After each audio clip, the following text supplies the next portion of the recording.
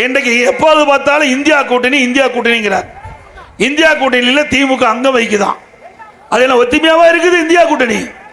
பல கட்சிகள் ஒன்றா சேர்ந்து இந்தியா கூட்டணி ஒரு பெயரை வச்சு இருக்குது. அதுல காங்கிரஸ் திமுக இப்ப மேகதாதுல அணை கட்டுறாங்க. கர்நாடகத்தில் இருக்கிற முதலமைச்சர் சீதாராமையா, அங்க இருக்கிற நீர்ப்பாசனத்துறை அமைச்சர் திரு சிவகுமார் அவர்கள் அங்கே மேகதாதுல விரிவான திட்ட அறிக்கை தயாரிக்க பண்ணி மத்திய அரசுக்கு அனுப்பப்பட்டு விட்டது. மத்திய அரசு அனுமதி கொடுத்தவுடன் நாங்கள் மேகதாது அணை கட்டுங்கிறாங்க. நீங்க இந்தியா கூட்டணியில தான் அங்க வைக்கின்றீங்க. திரு ஸ்டாலின் அவர்களே, திரு ராகுல் காந்தி சொல்லுங்க, திருமதி சோனியா காந்தி மட்டும் சொல்லி அங்கே கர்நாடகாவில் காங்கிரஸ் ஆட்சி நடந்துகிட்டு இருக்குது. ஒரு நல்ல சூழ்நிலை, இந்த சூழ்நிலையை பயன்படுத்தி அந்த தலைவரோடு பேசி மேகதாதை கட்டுவதை கைவிடுங்க. சொல்லு, சொல்ல மாட்டாங்க. சொல்லுவாங்களா? சொல்ல மாட்டாங்க. மக்களை பத்தி அக்கறை இல்லையில. இதே குடும்பத்தில் ஒரு பிரச்சனைனா, குடும்பத்தில் ஆட்சி அதிகாரம் வேணும்னா மத்திய அரசுக்கு ஓடுவாங்க, எந்த லெவலுக்கு வேணாலும் போவாங்க. ஆனா மக்களுடைய பிரச்சனையை சிந்திக்கவே மாட்டாங்க.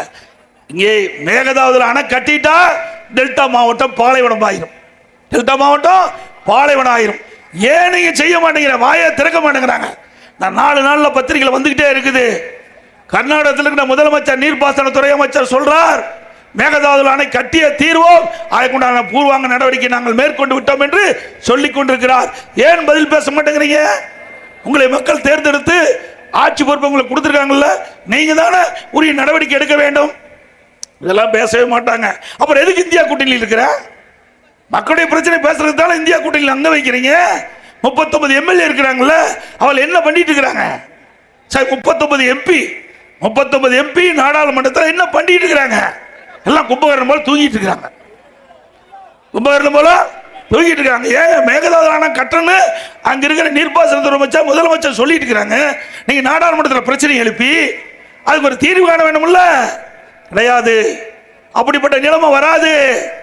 இன்றைக்கு அனைத்து இந்திய அண்ணா திராவிட முன்னேற்ற கழகத்தை பொறுத்த வரைக்கும் இன்றைக்கு இதே உச்ச நீதிமன்ற தீர்ப்பு வந்தது. காவிரி நதிநீர் பிரச்சனை உச்ச நீதிமன்ற தீர்ப்பு வந்தது.